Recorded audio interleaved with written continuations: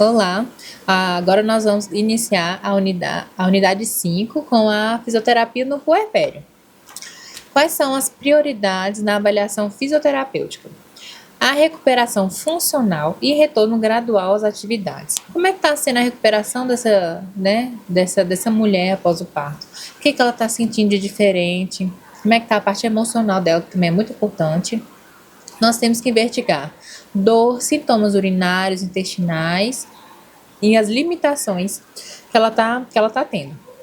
Avaliar assoalho pélvico, abdômen, se ela teve diástase, se ela tem força, e como é que tá a mobilidade. E saber o tipo do parto, porque cada parto, né, tem a sua repercussão. Primeiro nós vamos falar sobre assoalho pélvico, né, após o parto. O parto vaginal e a cesariana têm repercussões diferentes, como eu acabei de falar, porque, obviamente, a mulher que teve um parto vaginal, ela vai sentir dores diferentes do que a mulher que teve uma cesariana. Cesariana é um parto, né? Mas é uma cirurgia de grande porte. Então, ela vai ter uma maior perda sanguínea, ela, né, tomou uma anestesia forte, muitas vezes ela vai sentir, tem repercussões que vão continuar por toda a vida dela. Tem mulher que sente dor na lombar o resto da vida por causa da anestesia. Então, cada parto, é muito importante a gente saber o tipo do parto. Nós temos que investigar as perdas, né, no assoalho pélvico, se ela tem força, tem contração, como é que tá a coordenação dela, né, principalmente se foi um parto vaginal, como é que tá o assoalho pélvico, como é que tá a recuperação, ele já tá conseguindo se contrair, tá conseguindo fazer as funções musculares da forma correta já, ou ainda tá muito sensível? Se ela ainda sente um peso pélvico muito grande, né? Porque afinal de contas, não é porque o bebê nasceu que já tudo voltou ao normal. Tem todo um tempo para adaptação uterina e abdominal, principalmente.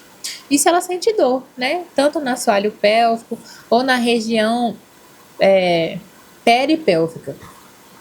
E a gente tem que começar o treinamento da contração e relaxamento, conforme os achados na avaliação. Então, se a paciente falou que após o parto ela não está conseguindo contrair a musculatura do assoalho pélvico, ela perdeu completamente a coordenação, a gente tem que começar a treinar isso aí. Então, vai ter que...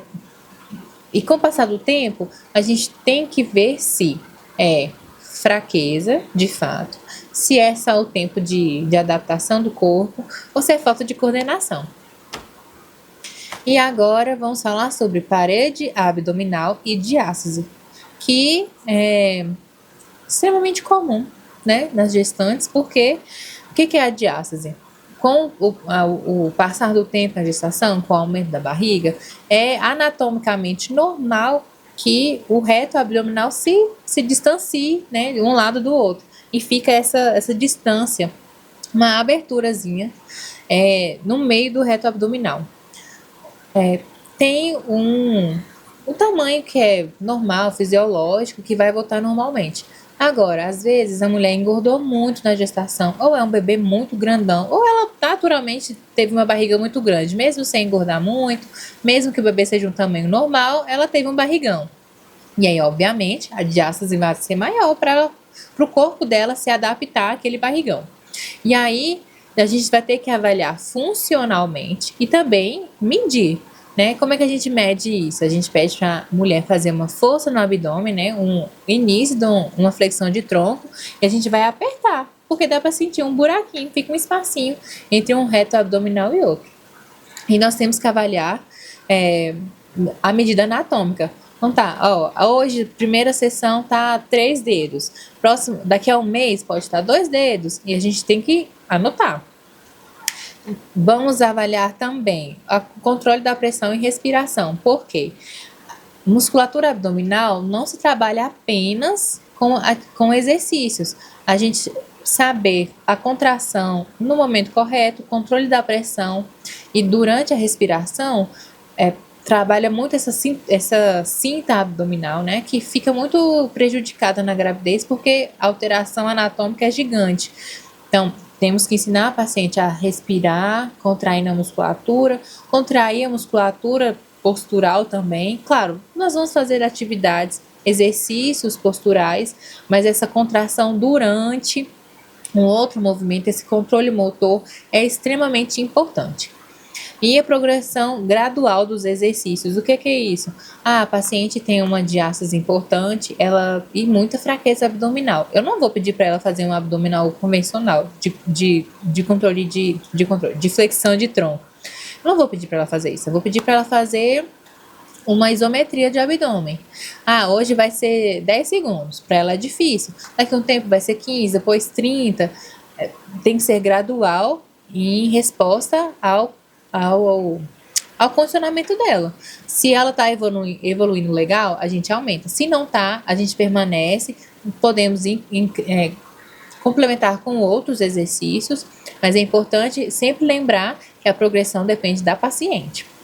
E como eu falei, educação postural e o treinamento contínuo no dia a dia. Porque, novamente, o abdômen, a musculatura abdominal é uma musculatura que precisa ser contraída o dia inteiro.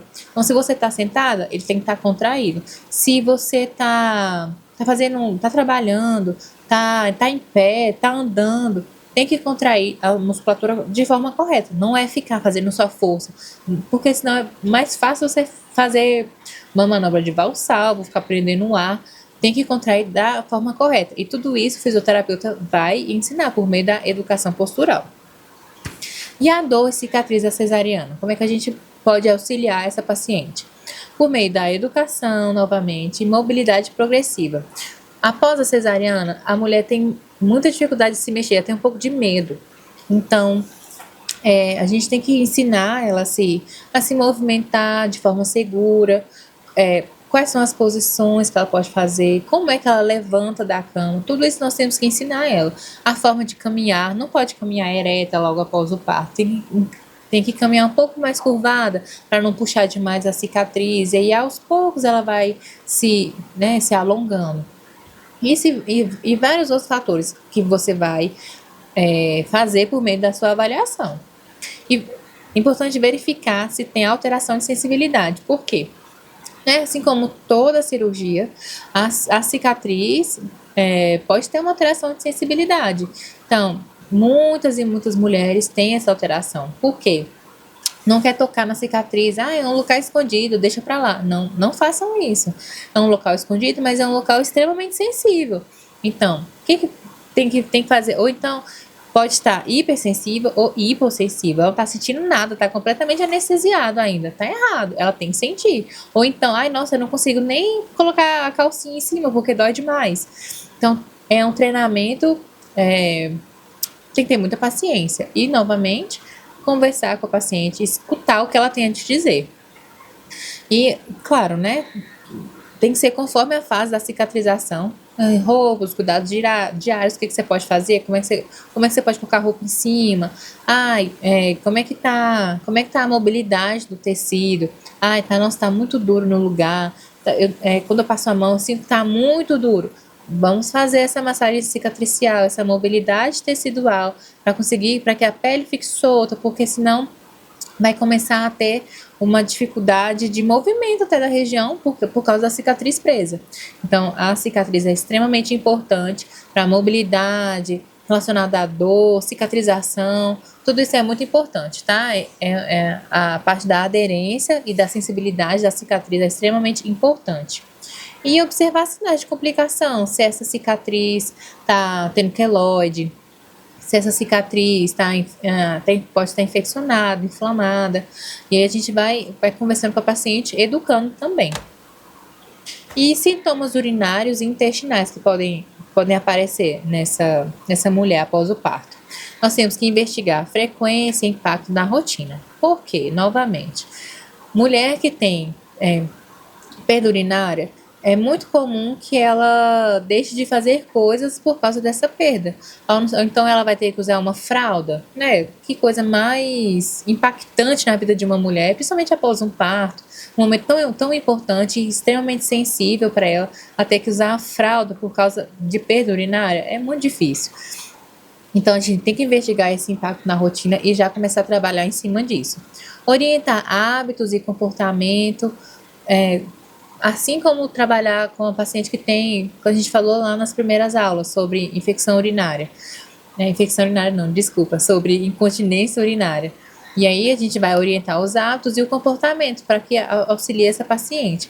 Treinamento do assoalho pélvico, quando for indicado, né? Quando essa perda urinária for por causa de fraqueza, hipertonia ou falta de coordenação da musculatura, e encaminhar se a paciente tiver sintomas persistentes ou de alerta, tá?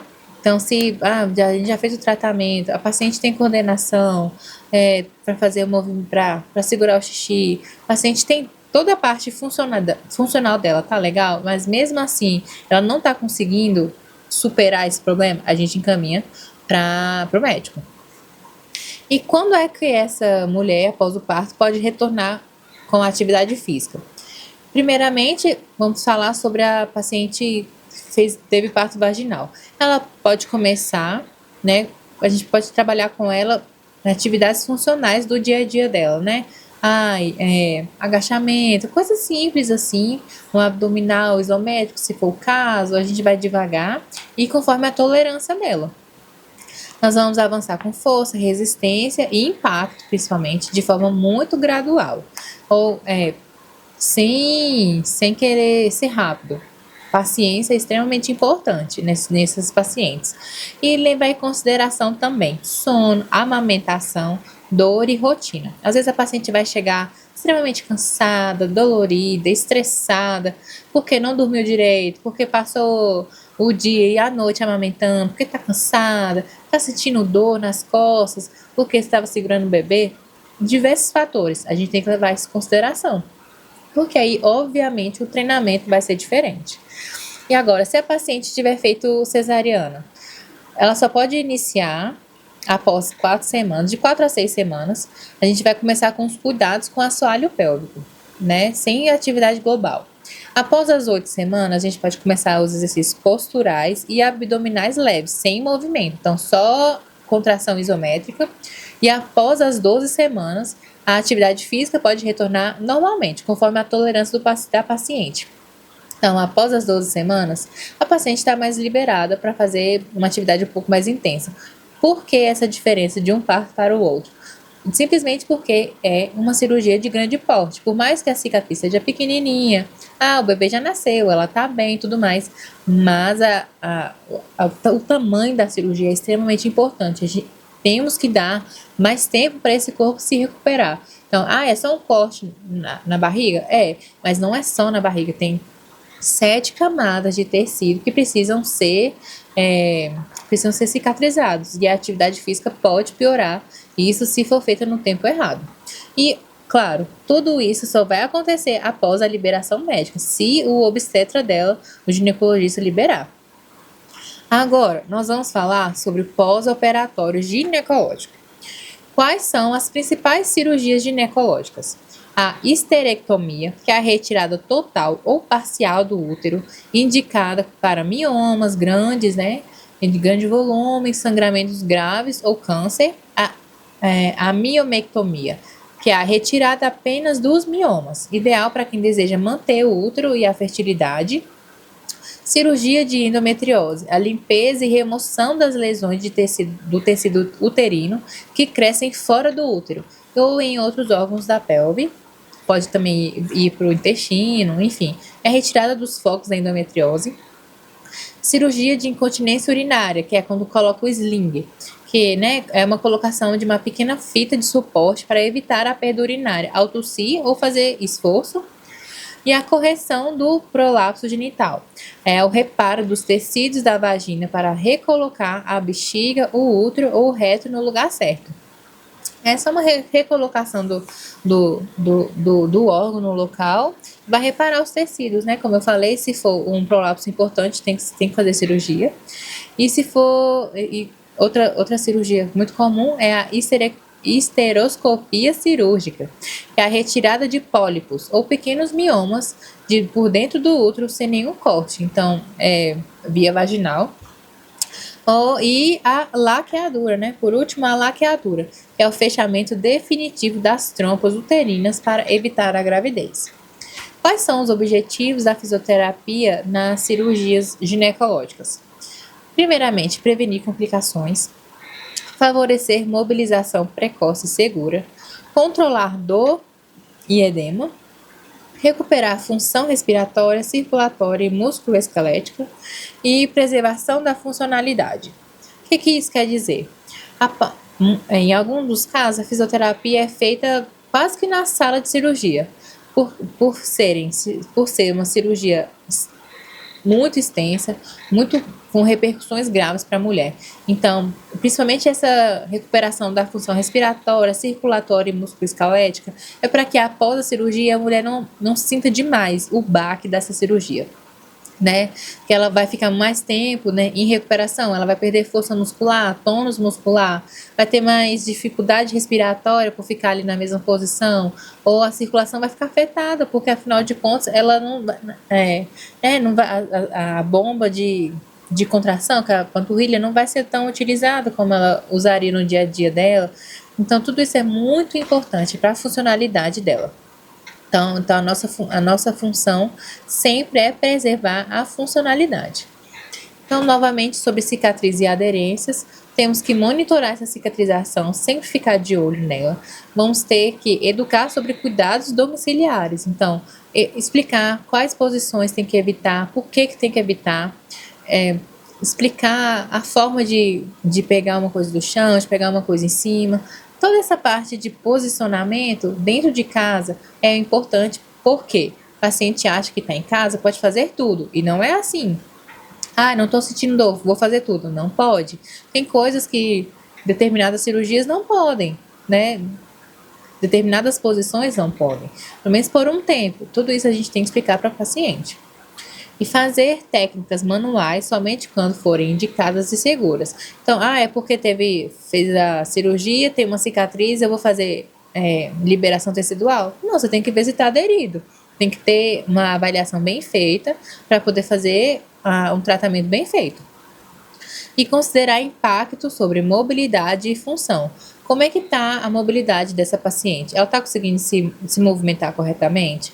Ela está conseguindo... Ela tem a sua funcionalidade dentro de casa, principalmente, adequada ainda? Tá satisfatório para ela? Se dentro de casa tá bom, então vamos trabalhar lá fora. Quando é que ela vai ter que voltar a trabalhar? Ela tem que cuidar dos filhos. Beleza. Como é que ela vai segurar uma criança no colo? Como é que ela vai fazer as coisas do dia a dia dela, pensando na cicatriz, né? Na cicatrização dela? Agora, a função urinária, intestinal e sexual. Nós temos que investigar antes de iniciar as técnicas, tá? É sempre importante falar que a avaliação é feita sempre. Então, não é só porque a paciente fez uma cirurgia ginecológica que a gente tem que trabalhar, ela vai ter uma perda urinária. Não tem nada a ver. Ou ela vai ter uma disfunção sexual. Também não tem nada a ver. Tudo depende da avaliação. E bem feita corretamente. Porque nós temos que tratar as alterações funcionais dentro do objetivo. E o objetivo a gente só faz após avaliar. Temos que considerar o impacto psicossocial e encaminhar quando for necessário. Por quê? Qual é esse impacto psicossocial? Então, a paciente fez uma esterectomia, tirou o útero. Como é que está a parte psicológica dela? Como é que a cabeça como é que a cabeça dela está com tudo isso? Ela tirou um mioma que era grande. Como é que tá a parte emocional dessa paciente? O psicológico dela ficou afetado? Ela está se sentindo mal? Tudo isso é importante e geralmente o tratamento com o psicólogo é bem comum de ser feito conjunto, tá? E aí, febre, sangramento anormal, piora da dor ou alteração da ferida, né, da cicatrização, exige uma avaliação. Então, tudo isso, e nem sempre é só nossa, tá? Avaliação médica mesmo. Manda essa paciente para o ginecologista dar uma olhada nela com mais atenção. E segundo um artigo publicado em 2025, a histerectomia, que é a retirada do útero, tem uma relação direta com o aparecimento de incontinência urinária e após alguns anos com o prolapso. Não é uma consequência absoluta, claro.